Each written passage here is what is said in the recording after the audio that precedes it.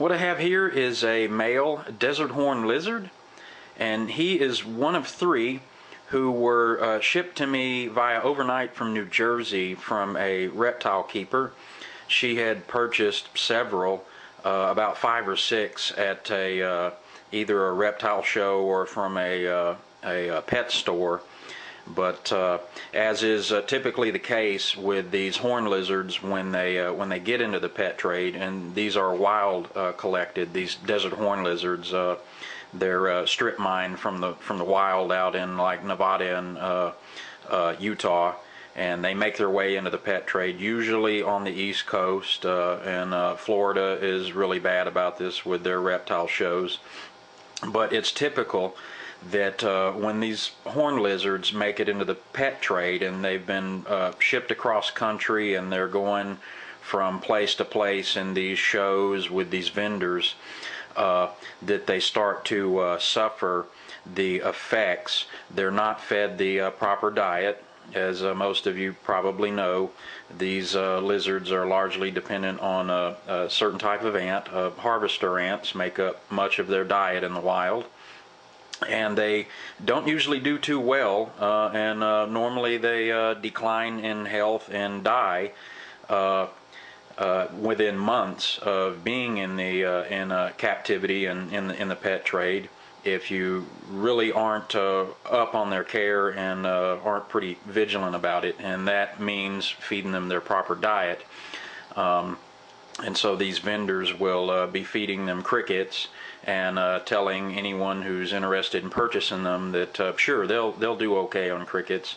And then by the time you get them home, and a lot of times these people will find my website, and they start to learn things, learn the proper care of the animal, and then they get in touch with me and find out the truth of the matter. And then the person they've purchased these animals from is usually long gone, probably at a reptile show in another state.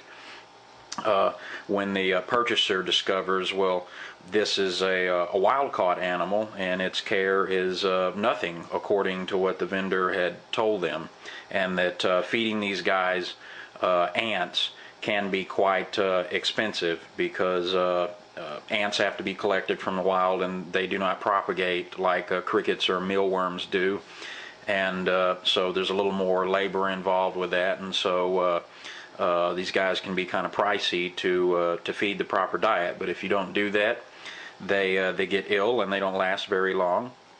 And of those that were purchased by this reptile keeper, I believe 2 or 3 had died, and I had assessed the others for her via email, photographs, and then she'd taken gram weights on them, which I can tell a lot from pictures and from their current weight.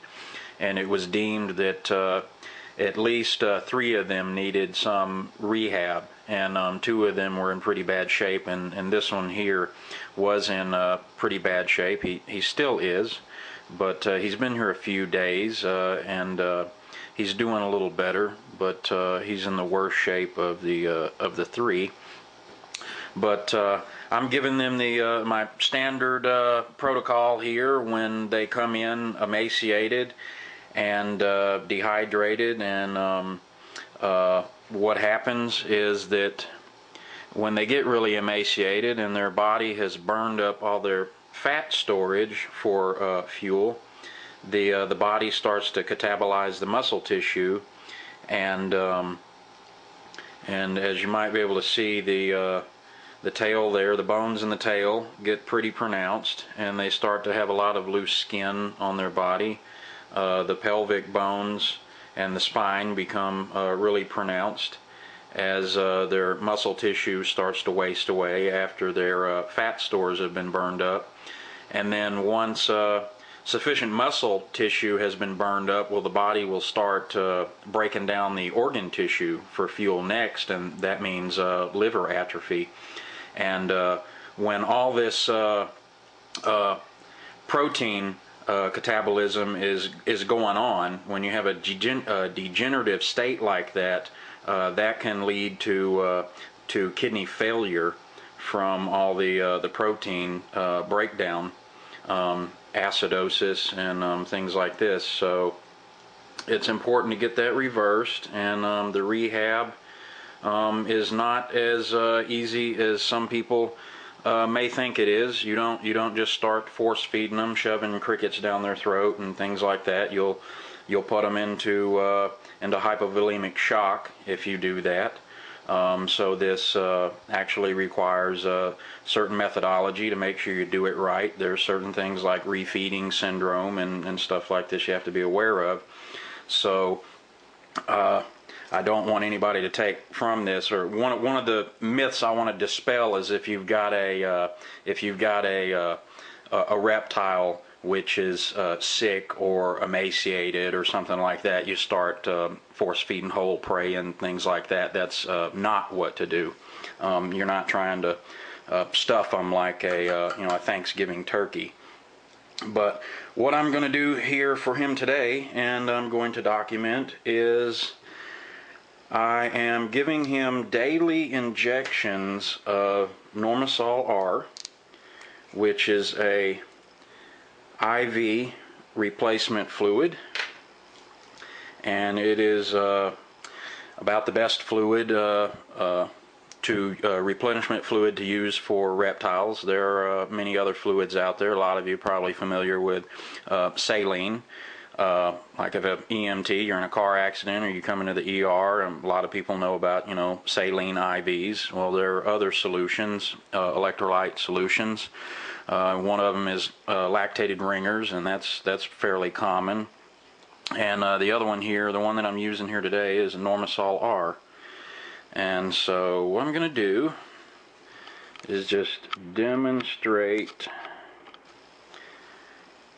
I'm going to demonstrate here administering him a couple of injections.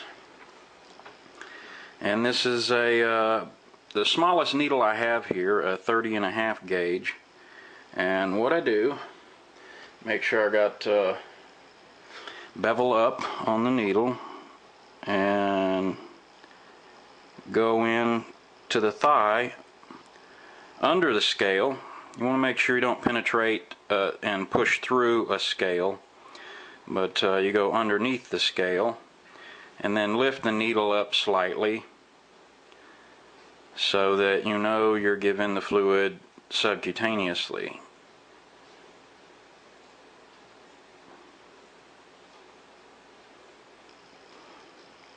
And I'm going to give him a little bit in both legs. In my opinion, the thigh for very small lizards is about the safest place to administer a large amount of subcutaneous fluids.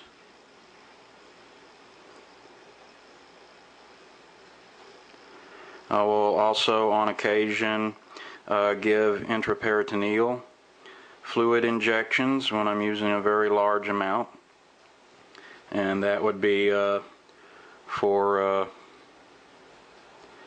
laypersons out there in the abdomen. Might not have had that on camera there. Just concentrating more so on giving an injection than watching where I was on camera. But for these little patients here in the thigh, especially when their muscle tissue has been catabolized like that, and they'll tend to have a lot of loose skin in the thigh area, and that's I found a really good place for subcutaneous injection there. And what I'm going to do next is administer him a little feeding formula, and this is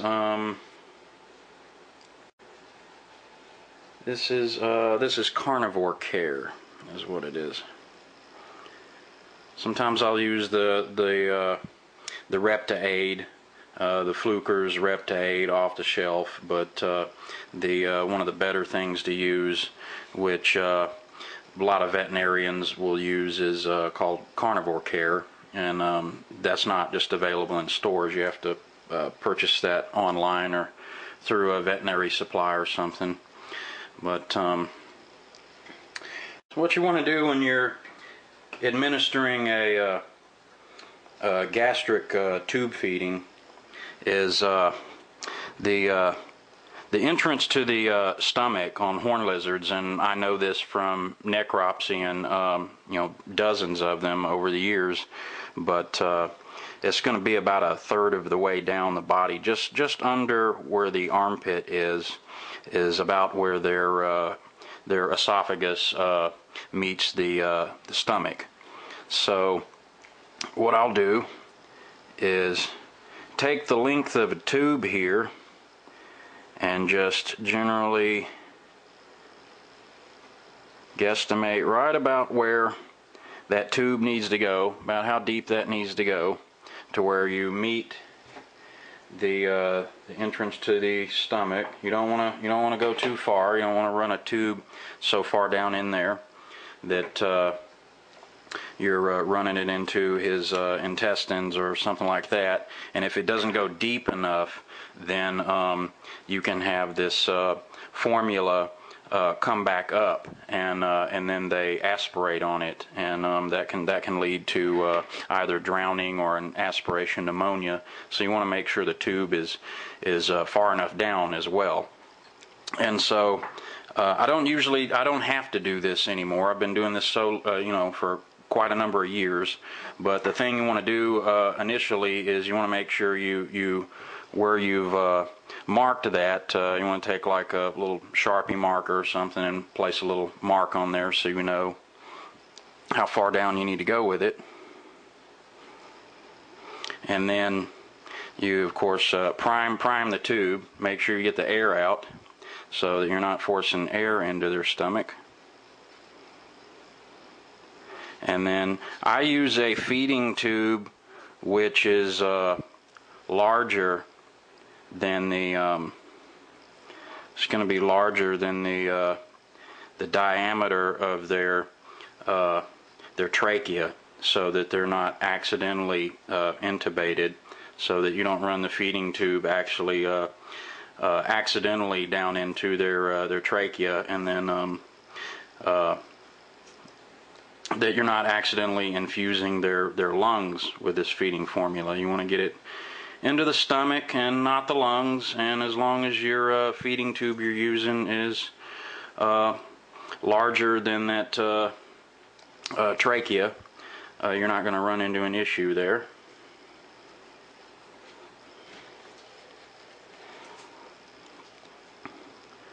And we just double check and make sure he's got it all down, and that looks good.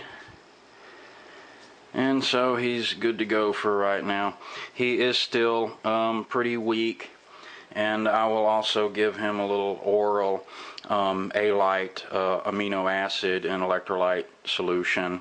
I'll give him a couple of drops of that off of the end of a toothpick, and I'm going to get him back underneath the heat right now, and hopefully he rebounds. He isn't in the greatest of shape, but this is part of the rehab here. It's better for him to actually get a tube feeding rather than eating whole prey at this point. He's too weak to hunt for himself right now anyway, and force feeding whole prey is not really advised, because, like I said, you can put him into shock, and these force feeding formulas, a lot of them have pre-digestive enzymes in them, so that this food is these formulas are they're formulated to be easy to digest, and they're not very taxing on the digestive system of the animal. Because if you just go, you know, force feeding them crickets or waxworms or something like that, well, you know, there's chitin and you know, exoskeleton. There's all sorts of things that the animal's digestive system would be unnecessarily taxed, and having to break that down to render the nutrients. So that's actually, you're doing more harm than good doing that.